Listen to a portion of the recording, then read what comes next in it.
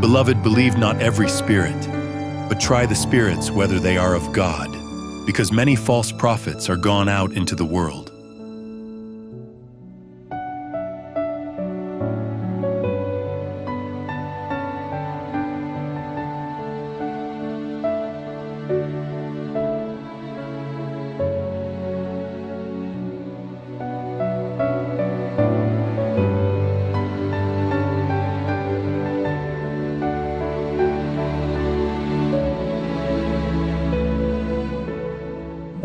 Chapter 12. The Shaking. Superficial believers will renounce the faith. The work which the Church has failed to do in a time of peace and prosperity, she will have to do in a terrible crisis under most discouraging, forbidding circumstances. The warnings that worldly conformity has silenced or withheld must be given under the fiercest opposition from enemies of the faith. And at that time, the superficial conservative class, whose influence has steadily retarded the progress of the work, will renounce the faith.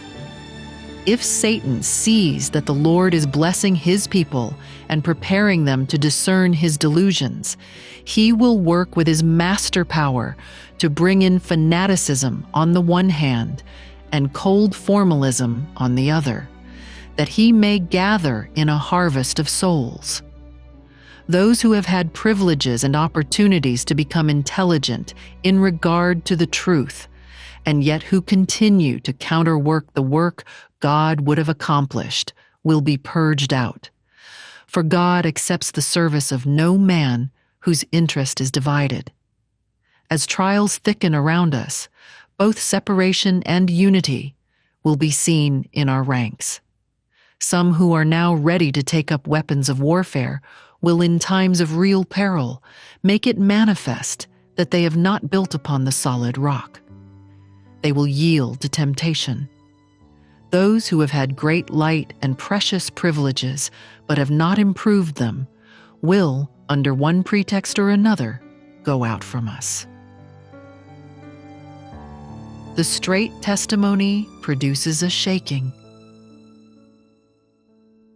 I asked the meaning of the shaking I had seen, and was shown that it would be caused by the straight testimony called forth by the counsel of the true witness to the Laodiceans.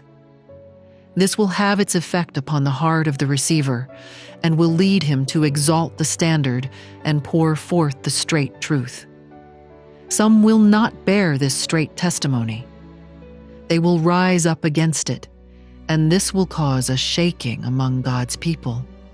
There are those among us who will make confessions, as did Achan, too late to save themselves. They are not in harmony with right.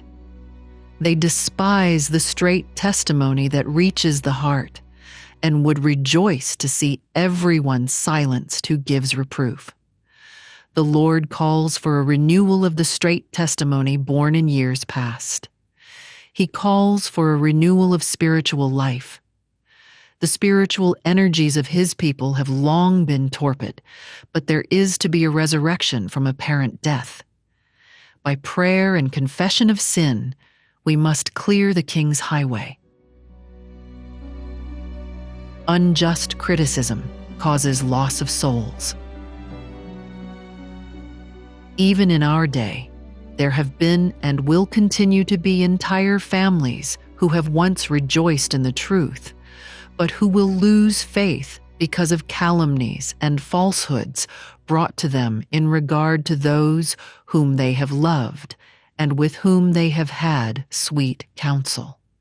They opened their hearts to the sowing of tares. The tares sprang up among the wheat. They strengthened.